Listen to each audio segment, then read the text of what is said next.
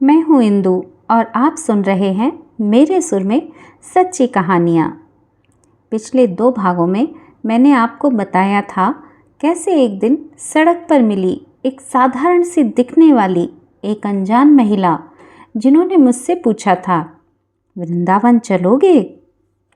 धीरे धीरे वो मेरी ज़िंदगी का हिस्सा बनने लगी थी, लेकिन मुझे तब नहीं पता था कि उनकी इस मुस्कान के पीछे इतना गहरा दर्द छुपा है। कुछ दिनों के बाद वो मेरे घर आईं। उनके हाथ में प्रसाद था और चेहरे पर एक हल्की सी मुस्कान।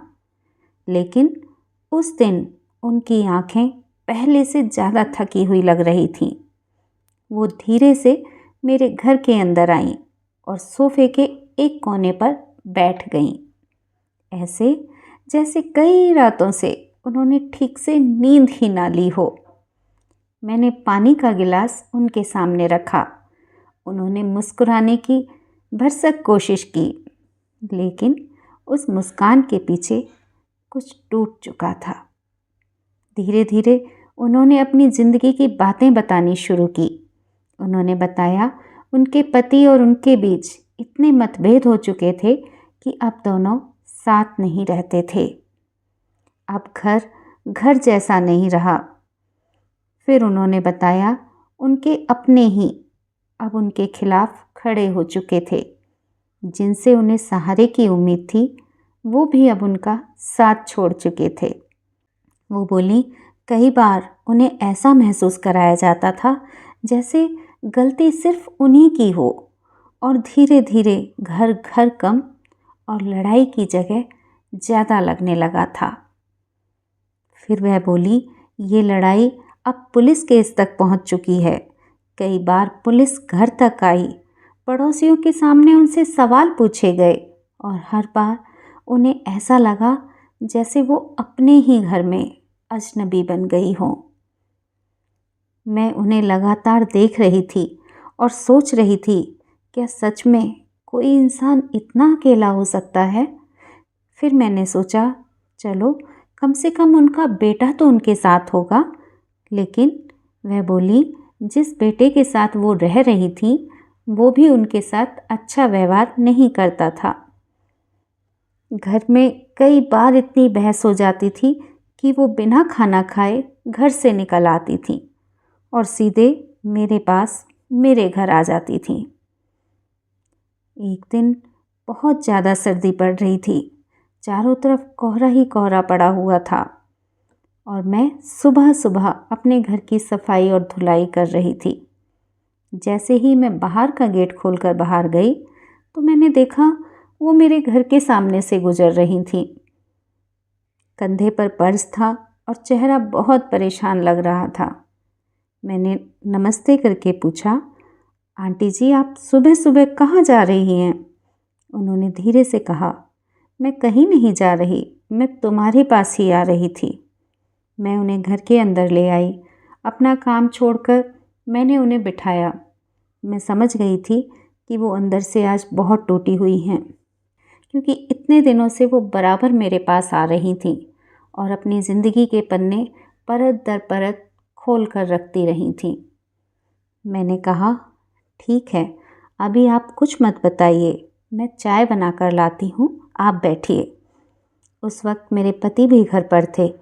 वो उनसे हल्की फुल्की बातें करने लगे, क्योंकि वो भी समझ गए थे कि आज वो बहुत परेशान हैं।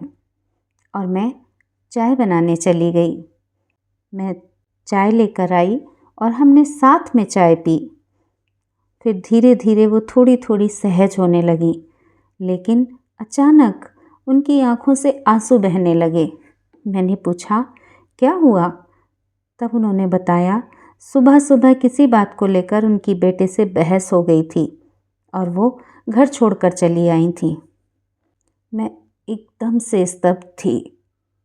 तभी वह बोली, मेरी कोई बात अब उन लोगों को पसंद नहीं आती, लेकिन मैं क्या करूं? मैं गलत चीज़ देखकर चुप नहीं रह पाती। मैं हमेशा सच के साथ जीना चाहती हूँ और इसी वजह से घर में मतभेद बढ़ते जा रहे हैं। मैं उस घर में अकेली पड़ रही हूँ, कोई भी मेरा साथ नहीं देता है। पूरा घर एक तरफ और मैं अकेली एक तरफ और सब मेरे विरोध में। उस दिन मैं घंटों तक उनकी बातें सुनती रही और उस बीच मैंने अपना सारा काम छोड़ दिया था। यूँ भी कभी रसोई का काम रुक जाता, कभी बाकी के काम दोपहर तक टल जाते थे और कई बार मैं खुद भी बहुत परेशान हो जाती थी। लेकिन शायद उस वक्त उन्हें सलाह से ज़्यादा सिर्फ एक ऐसे इंसान की ज़रूरत थी जो उन्हें बिना टोके सुन सके। वो उस दिन हमारे घर पर ही रही। मैंने नाश्ता बनाया, उन्हें खिलाया और फिर दोपहर का खाना भी हम लोगों ने साथ खाया। लेकिन उनकी बेचैनी कम नहीं हो रही थी। वो लगातार अपनी बातें बताती रहीं और मैं बस सुनती रही। फिर अचानक उन्होंने एक ऐसी बात कही जिसने मुझे अंदर तक डरा दिया। वो बोली, मैं तो मरने के लिए जा रही थी कि तुमने मुझे बुला लिया। मैंने तुरंत कहा, आप ऐसी बातें मत कीजिए, कोई ऐसे हार नहीं मानता। फिर वह बोली, देखो मैं सुबह 6 बजे घर से निकली थी, लेकिन अभी तक घर से किसी एक भी इंसान का फ़ोन नहीं आया। किसी ने ये तक नहीं पूछा कि मैं कहाँ हूँ, मैं भूखी हूँ या प्यासी हूँ या मैंने कुछ खाया भी है या नहीं।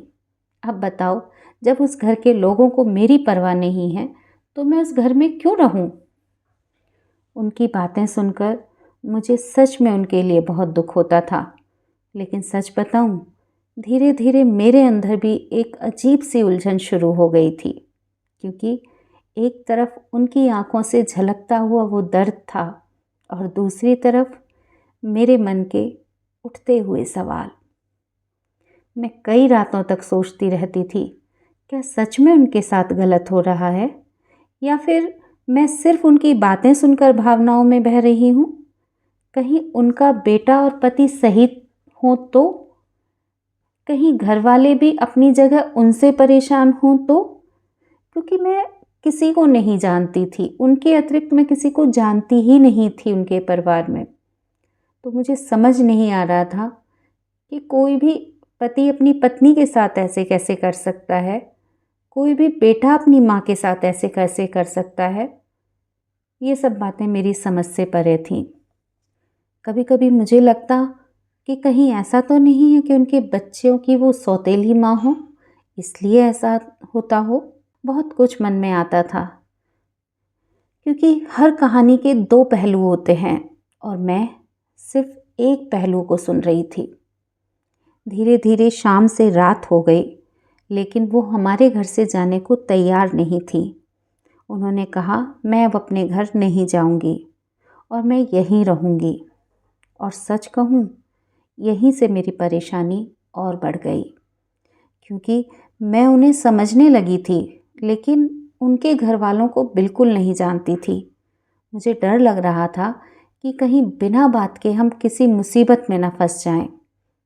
उसी दिन मुझे और मेरे पति को एक फंक्शन में भी जाना था और वो भी उस फंक्शन में इनवाइट थी।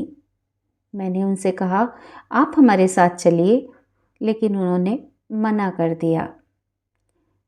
बहुत मुश्किल से बहुत समझाने के बाद मैं उन्हें वापस उनके घर छोड़कर आई, लेकिन फंक्शन में भी मेरा मन वहीं अटका हुआ था, क्योंकि मैंने उनके घर के दरवाजे पर उन्हें छोड़ा था और उसके बाद बार बार बस यही ख्याल मन में आ रहा था कि पता नहीं घर के अंदर जाने के बाद उनके साथ क्या हुआ होगा। और जब हम फंक्शन से वापस लौट रहे थे तो मैं और मेरे पति उनके घर के बाहर काफ़ी देर तक इधर से उधर चक्कर काटते रहे। हम वहाँ जा भी नहीं पा रहे थे और दरवाज़ा खटखटाने की हिम्मत भी नहीं हो रही थी, क्योंकि हम उस घर में रहने वाले लोगों के लिए अनजान थे और हमें डर था कि कहीं बात और ज़्यादा ना बढ़ जाए। फिर अचानक मेरे पति ने कहा कि जो होगा देखा जाएगा, तुम दरवाज़ा नॉक कर दो। मैं धीरे से उनके घर के दरवाजे पर गई और दरवाज़ा नॉक कर दिया। दरवाज़ा उनकी बहू ने खोला। मैंने सामान्य बनने की कोशिश करते हुए पूछा, आंटी जी घर में हैं? उन्होंने कहा, हाँ हैं, उन्होंने मुझे अंदर आने को कहा, लेकिन मैं बोली, नहीं, मैं यहीं ठीक हूँ, अगर हो सके तो उन्हें बाहर बुला दीजिए। फिर वो बाहर आईं और मैं ऐसे बातें करने लगी जैसे मुझे कुछ पता ही ना हो। मैंने कहा, आप फंक्शन में नहीं आई, मैं आपको ढूंढ रही थी। उन्होंने कहा, नहीं, सर में मेरे बहुत तेज़ दर्द था, इसीलिए नहीं गई। और उसी बीच मैंने इशारों से उनसे पूछा, सब ठीक तो है ना? तो उन्होंने भी इशारे से ही जवाब दिया कि हाँ, सब ठीक है। और सच कहूँ तो उस वक्त मेरी जान में जान आई, लेकिन उस रात मैं फिर भी बिल्कुल चैन से नहीं सो पाई।